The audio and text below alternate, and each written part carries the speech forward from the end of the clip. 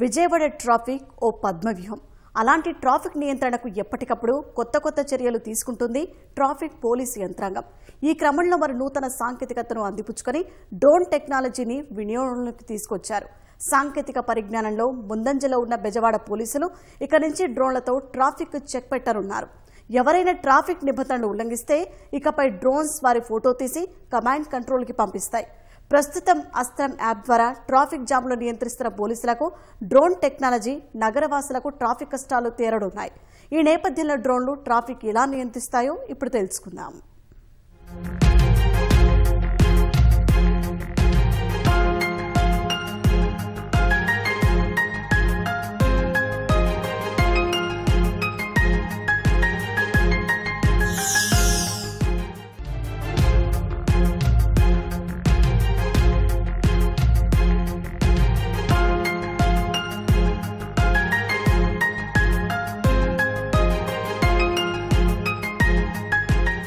రాష్ట్ర రాజధాని అమరావతి అభివృద్ధి చెందుతుండటంతో బెజవాడలో ట్రాఫిక్ మరింత పెరిగింది. నగరంలోంచే జాతీయ రహదారి ఉండడంతో నిత్యం వేలాది వాహనాలు రాకపోకలు సాగిస్తున్నాయి. దీంతో ప్రధాన రహదారులపై ట్రాఫిక్ జామ్ పోలీసులకు సవాల్గా మారింది. ఈ నేపథ్యంలో పెరుగుతున్న ట్రాఫిక్ కు చెక్ పెట్టేందుకు డ్రోన్ టెక్నాలజీని అందిపుచ్చుకున్నారు విజయవాడ ట్రాఫిక్ పోలీసులు. ఈ నేపథ్యంలో డ్రోన్లతో ట్రాఫిక్ ఎలా నియంత్రిస్తారు అనే దాన్ని విజయవాడ ట్రాఫిక్ సిఐ ఇలా వివరిస్తున్నారు. చెప్పండి సార్, ప్రస్తుతం డ్రోన్లోని మామూలుగా ఎక్కడైనా యాజిటేషన్ చేసినప్పుడు కానీ ఎక్కడైనా రద్దీగా ఉన్నప్పుడు వినియోగిస్తున్నారు.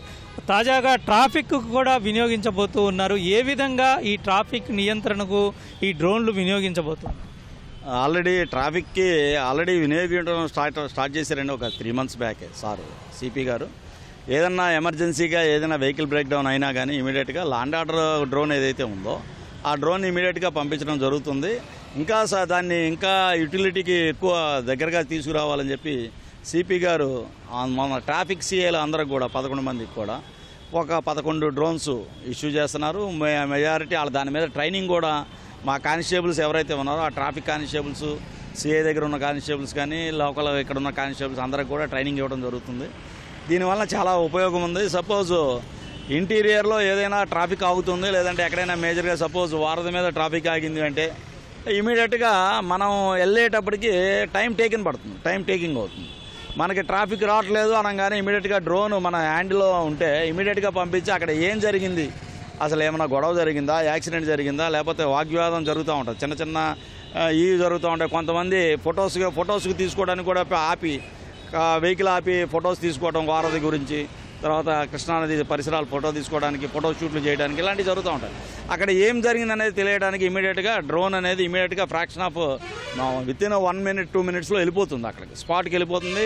స్పాట్కి వెళ్ళిన దాన్ని బట్టి దాని మీద ఏ యాక్షన్ తీసుకుంటే బాగుంటుంది. సపోజ్ వారధి మీద హెవీగా ట్రాఫిక్ జామ్ అవుతుందంటే మేము ఇమీడియట్గా బెంచ్ సర్కిల్ వాళ్ళని కాంటాక్ట్ చేసి హెవీ వెహికల్స్ ఏవైతే ఉన్నాయో అవి సింగిల్ లైన్లో ఫామ్ చేసుకుని హోల్డ్ చేసుకుంటాము ఒక 10 to 15 minutes. అట్లానే సర్వీస్ రోడ్లోంచి కొన్ని వెహికల్స్ని పంపించుకోవడం జరుగుతుంది. అట్లానే తాడేపల్లి వాళ్ళని కూడా అలర్ట్ చేయడం జరుగుతుంది. స్పాట్లోకి వెళ్ళిపోయి ఇక్కడ ఉన్న internal road Guntur bus stop నుంచి ఈ రోడ్ నుంచి వెళ్ళేదాన్ని కూడా కట్ చేసుకొని ఫ్రీక్వెంట్గా తీసుకొని ఇమీడియట్గా దాన్ని రెక్టిఫై చేయడానికి స్పాట్లోకి వెళ్ళిపోతాము. స్పాట్లోకి వెళ్ళి ఇమీడియట్గా తీయడానికి జరుగుతుంది.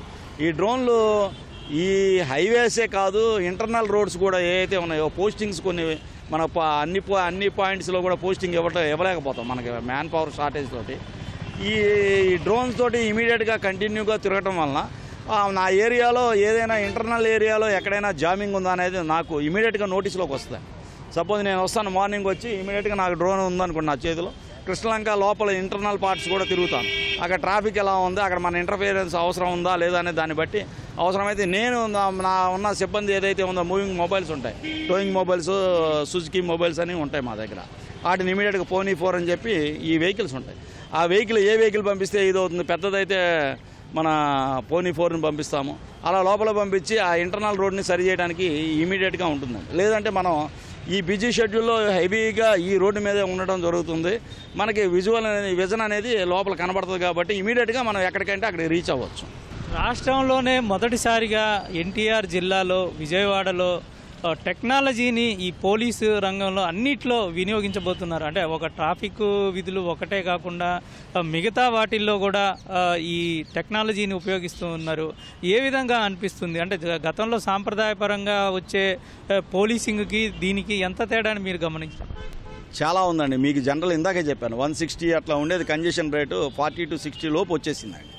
అంటే ఇది ఎంత ఎఫర్ట్స్, జనరల్ పబ్లిక్ ఎంత ఫ్రీగా ఉంటున్నారు అనేది అర్థమవుతుంది.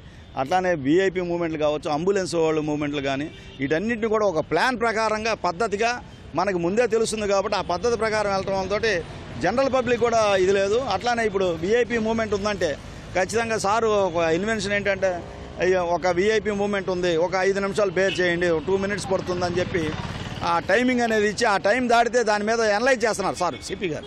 సపోజ్ ఒక వీఐపీ మూమెంట్ ఎక్కువసేపు ఆగిపోయారు అనుకోండి, దాని మీద టైం అనలైజ్ చేస్తున్నారు సార్. నెక్స్ట్ మా కాన్ఫరెన్స్లో ఎందుకు ఆపాల్సి వచ్చింది అంతసేపు అంటే ఒక్కొక్కసారి వీఐపీ గారు బయలుదేరతారంటారు, ఇన్ టైం బయలుదేరబోదు, ఆ మూమెంట్లో కొంతమంది కొంత ఆగుతుంది. అది కూడా లేకుండా జనరల్గా 3 minutes మ్యాక్సిమం కంటే ఎక్కువ ఆపకూడదు అనేది మా సిపి గారి ఇది.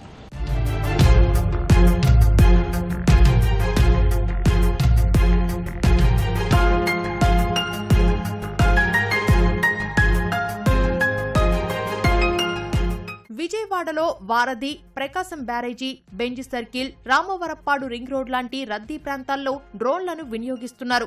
దాంతో పాటు ట్రాఫిక్ నిబంధనలు ఉల్లంఘించిన వారికి చలానాలు విధించేందుకు డ్రోన్లు వినియోగించనున్నారు. హిట్ అండ్ రన్ కేసుల్లో డ్రోన్లను వినియోగించి నిందితుల వాహనాలను వెంబడించవచ్చని ట్రాఫిక్ పోలీసులు చెబుతున్నారు. ప్రస్తుతం మనం ప్రకాశం బ్యారేజ్ వద్ద ఉన్నాం. విజయవాడ అంటేనే ప్రకాశం బ్యారేజ్. ఇది 3 రోడ్ల కూడలి. ఇక్కడ మనం చూస్తూ ఉన్నాము. ఒకవైపు అటు తాడేపల్లి నుంచి, ఉండవల్లి నుంచి ఇటువైపుకి వస్తూ ఉంటాయి వాహనాలు. అటు హైకోర్టు, అసెంబ్లీ, ఈ సెక్రటరేట్, వివిఐపీలంతా ఇదే రూట్లో విజయవాడకి వస్తూ ఉంటారు. మరొక వైపు విజయవాడలో నుంచి అటు మంగళగిరి, గుంటూరు ప్రాంతాలకు కూడా వెళ్లేందుకు, ఉండవల్లి ప్రాంతాలకు వెళ్లేందుకు ఇక్కడి నుంచి వెళ్తూ ఉంటారు. ఇటు చూసుకున్నట్లయితే అమ్మవారి దేవస్థానం ఇక్కడ పక్కనే మనకి కనబడుతూ ఉంది. అమ్మవారి దేవస్థానానికి వెళ్లేందుకు వేల మంది భక్తులు రోజు వస్తూ ఉంటారు.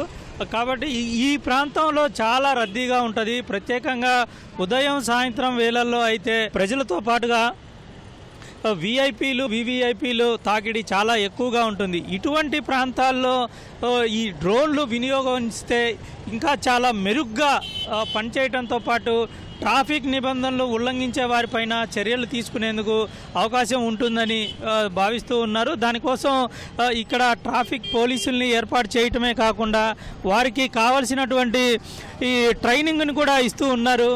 ట్రాఫిక్ పోలీసులు ఏ విధంగా ఈ డ్రోన్స్ని వినియోగించి చేయబోతూ ఉన్నారు అని తెలిపేందుకు మనతోటి 1 టౌన్ ట్రాఫిక్ ఎస్ఐ శ్రీధర్ ఉన్నారు. వారిని అడిగి తెలుసుకుందాం. చెప్పండి సార్, సాధారణంగా పోలీసులు యాంత్రికంగా అంటే సాంప్రదాయ పద్ధతుల్లోనే పనిచేస్తూ ఉంటారు.